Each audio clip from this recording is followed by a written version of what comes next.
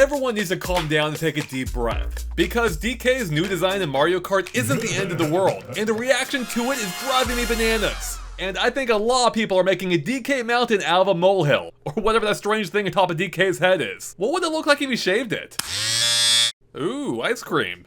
Especially because all this anger is based on a 17-second clip in which DK is charitably seen for 5 seconds, and even then barely, considering he's in the background and is obscured by a ton of other racers. Despite this, a lot of people think they've seen enough to declare that they hate how this looks. Some people think he just looks way too goofy, whereas others seem to hate the fact that it appears to be based on the Mario movie's version of Donkey Kong. Now look, I do get it to some degree because I'm a huge fan of the Donkey Kong games and the typical Donkey Kong look, which some are now calling the Rareware look, considering it started with Donkey Kong Country and has pretty much carried through to every game since, including all the spin-offs like Mario Kart and Smash Bros. But I still think it's way too early to be freaking out about this, and I have 4 reasons as to why. Reason number 1, we don't know how extensive this change actually is. For now, we've only seen it in Mario Kart, a game that has freaking babies racing alongside metal variants of their adult counterparts, along with a dead version of Bowser. This is not a series I go to for lore consistency, and it may not mean anything outside the context of Mario Kart itself, such as how Wario in Mario Kart still resembles his Wario Land self rather than his WarioWare variant, even though Wario Land hasn't had a new game in 15 years. Now, to be fair, in the case of Donkey Kong, it has been a bit of a trend recently, with the new design first debuting in the Mario movie a couple years ago,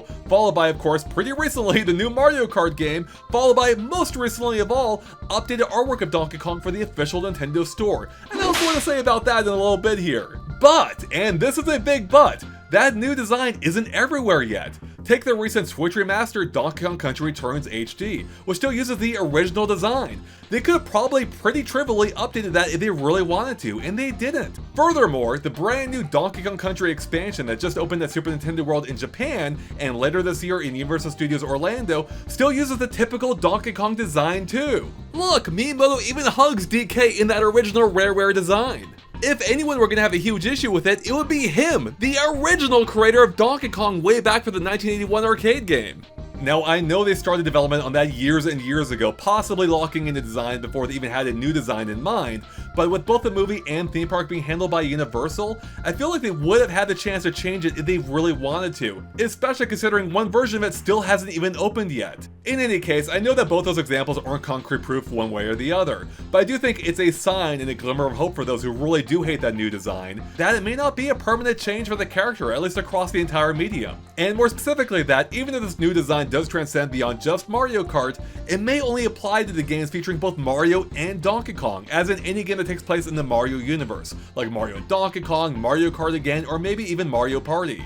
And therefore, any games that take place outside the Mario universe, like the Donkey Kong ones, may use the more traditional design. Again, as reinforced by Donkey Kong Country Returns HD and the Donkey Kong Country expansion at Super Nintendo World. Now, I know some people may still end up hating the idea of even just that, as DK still looks too goofy in his new style for the spin-off games. And that brings me to point 2.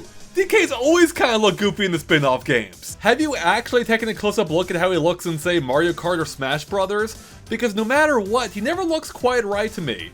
Look at this goofball, it looks like he's trying to eat the camera person. Same thing in Smash Bros, and I'm talking about every entry, whether you go back to the 64 with a hilariously low poly model, or even the newest one. There's just something about the proportions and the way he's animated that just doesn't quite look right to me. I think it might just be that DK's typical style works far better in a 2D environment, which is ironic considering his 3D heritage.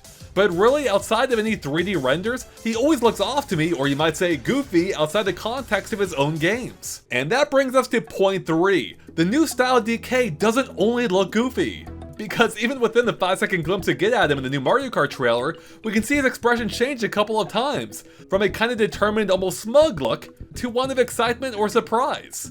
Plus, let's not forget that 95% of the time or more, his face won't even be visible. And from the back, all Donkey Kongs pretty much look the same. But let's just go ahead and assume the worst case scenario for some people being this new style of DK ending up in more games, maybe even all the games. Would that really be the worst thing? Well, that brings us to point number 4. The new DK is actually more expressive, as the original Rareware design is actually pretty limiting, as pointed out by its creator Kevin Bayless himself, who recently posted on Twitter saying, "Unfortunately, when I designed DK, because he basically had Battletoad eyes, it's hard to give him any expression beyond annoyed." Basically, DK's typical look has a bad case of RBF.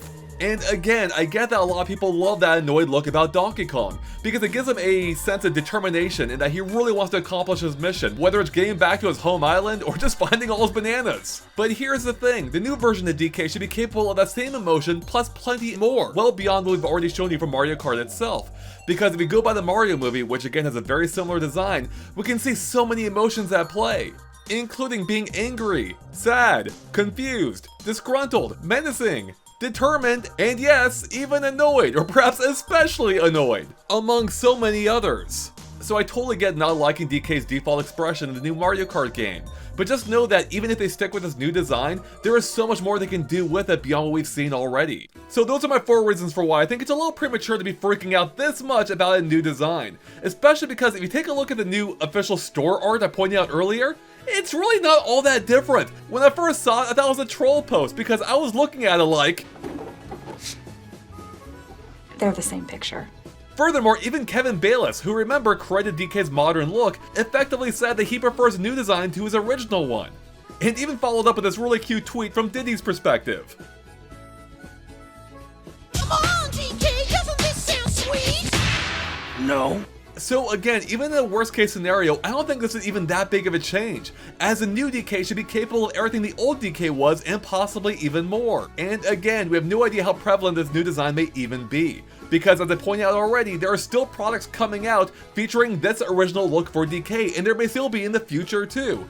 We just don't know. And at the end of the day, the 30 years we spent with this design isn't going anywhere. Those original games will still be playable forever, so you can go back and enjoy them whenever you want. I know only too well how scary change can be, but sometimes it takes that change to discover something else you may love about something that you may not have ever found out otherwise. So all I'm saying is we should put down our pitchforks for now, see how things go, and then give our feedback based on the final products. Because honestly, why are we so upset about DK's new design when we should be more upset by the fact it's been over 10 years since we've had a proper new Donkey Kong game?